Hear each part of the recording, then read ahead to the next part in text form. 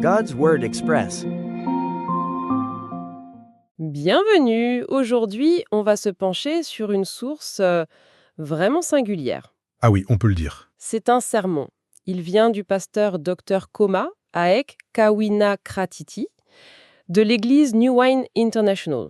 Exactement. Et le thème, c'est l'équilibre parfait des différences.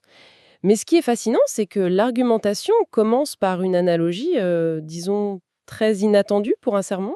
En effet.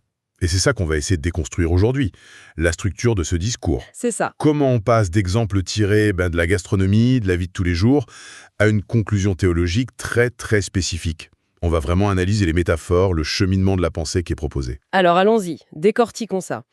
Le sermon ne commence pas par la Bible, mais par la nourriture. Oui, par la cuisine fusion. Voilà. L'idée que des éléments qui semblent opposés peuvent en fait créer une harmonie. C'est une porte d'entrée brillante.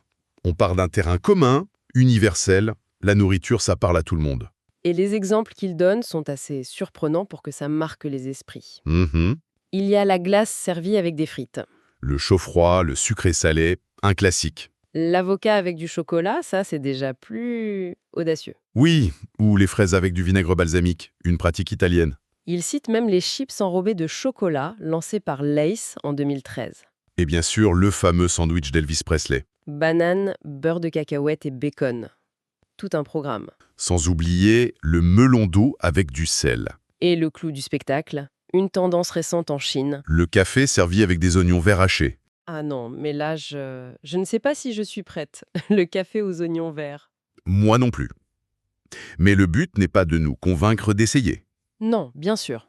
Le but, c'est d'établir un principe fondamental, Lequel? que la combinaison d'éléments différents, voire contradictoires, peut produire un nouveau goût, une saveur inédite et même supérieure à chaque ingrédient pris séparément. D'accord. Et une fois que ce principe est posé, il l'applique à sa propre vie. Exactement. Il passe à des anecdotes personnelles. Il mentionne son mariage. Ah oui. Sa femme vient du nord de la Thaïlande, de Nan, et lui du sud, de Chumphon, Deux cultures différentes, déjà. et deux tempéraments. Il se décrit comme quelqu'un de rapide, alors qu'elle, elle est plus prudente, plus réfléchie. Et il y a cette anecdote au volant qui est, je trouve, très parlante. Oui, elle est parfaite. Il est au volant, et il est agacé par une voiture qui bloque une voie réservée pour tourner à gauche. Une situation que tout le monde a déjà vécue. Voilà. Et sa réaction est basée sur la règle « point ». C'est incorrect. Point. Et sa femme à côté, elle propose une autre perspective? Oui, une perspective plus empreinte de compassion. Elle lui dit simplement « Peut-être que le conducteur ne vient pas d'ici et ne connaît pas la route. C'est simple, mais ça change tout. » Ça change tout. Ce micro-événement illustre parfaitement la fusion de deux points de vue. On obtient une compréhension plus complète de la situation. Et c'est là que ça devient vraiment intéressant. Il fait le lien entre la nourriture et les relations humaines. Le mariage en particulier. Tout à fait. Et pour ça, il introduit une deuxième métaphore, tirée cette fois de la Bible. Laquelle? Le couple est comme une paire de chaussures. Une paire de chaussures. Oui. Oui, elles vont ensemble, elles se ressemblent, mais Mm. elles ne sont pas identiques, Il y a une chaussure gauche et une chaussure droite. précisément. Et elles ne sont pas interchangeables. Chacune est nécessaire. Cette analogie est forte. Elle renforce l'idée que les différences ne sont pas seulement tolérables, mais qu'elles sont essentielles. Essentiel. Le discours soutient que lorsque ces différences sont acceptées et combinées, ça crée une innovation au sein de la famille. J'aime ce mot, innovation. Ce n'est pas juste compromis ou entente, c'est plus fort. Beaucoup plus fort. Et les bénéfices qu'il présente sont très concrets. Le succès dans les affaires, une meilleure éducation pour les enfants, Donc l'idée, c'est que renoncer à avoir raison à 100% et intégrer le point de vue de l'autre, mène à un résultat bien meilleur que celui qu'on aurait pu atteindre tout seul. C'est l'application pratique du concept de nouveau goût. D'accord, alors qu'est-ce que tout cela signifie? Parce que j'imagine qu'on ne reste pas sur du conseil conjugal. Pas du tout. C'est ici que le sermon change radicalement de registre. On quitte les relations humaines. On quitte les relations humaines pour aborder un argument théologique très très précis.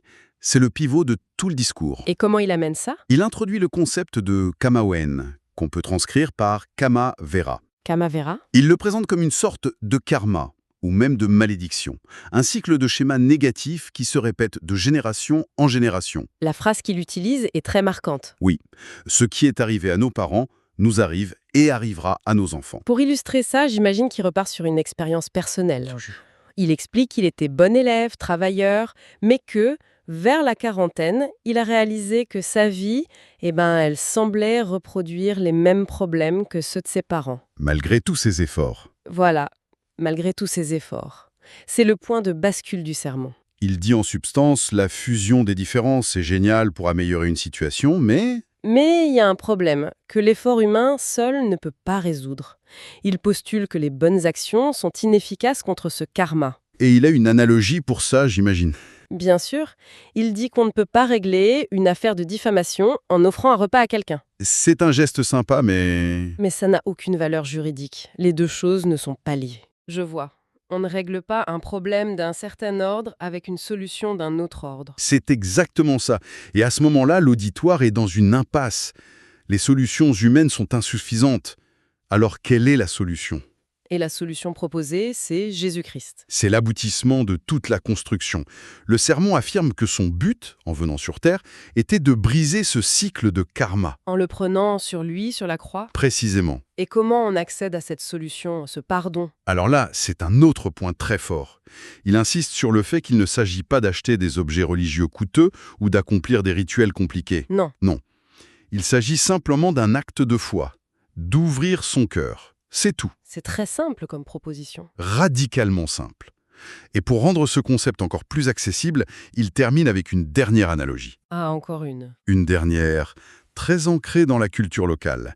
Il évoque le comportement des gens qui conduisent la nuit, sur une route sombre un peu effrayante. Une situation un peu angoissante. Oui, et sur cette route, on croise une statue sacrée.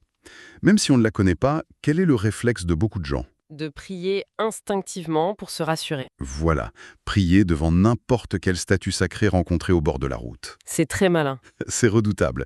L'argument rhétorique final, c'est si les gens peuvent faire ça si facilement, presque par superstition, Alors, ouvrir son cœur à Jésus ne devrait pas être plus difficile. c'est ça.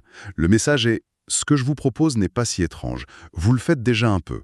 Faites-le juste intentionnellement vers la bonne personne. En résumé, ce sermon nous a fait faire tout un voyage. C'est le moins qu'on puisse dire. On part d'une idée universelle, charmante, la cuisine fusion. On l'applique aux relations de couple. Et on s'en sert de tremplin pour délivrer un message chrétien très spécifique sur le karma, le péché et le salut. La structure est vraiment habile. Extrêmement habile. Elle part d'une expérience commune, relatable, pour guider l'auditoire vers une proposition théologique bien plus complexe, C'est un pont construit entre le connu et l'inconnu. entre le quotidien et le spirituel. Une dernière pensée pour la route, peut-être. La première partie du discours valorise très fortement l'intégration de perspectives diverses. C'est un hymne à la pluralité pour créer du neuf. Oui, absolument. Et la question qui reste en suspens, c'est de savoir comment ce principe de fusion des différences humaines s'articule avec la seconde partie qui, elle, présente une voie unique et exclusive. Voilà, pour résoudre ce qui est décrit comme un problème humain fondamental. C'est la grande tension de ce discours, en effet. Comment la célébration de la pluralité dans la première moitié cohabite avec l'affirmation de l'exclusivité dans la seconde. C'est une question, je pense, qui reste ouverte.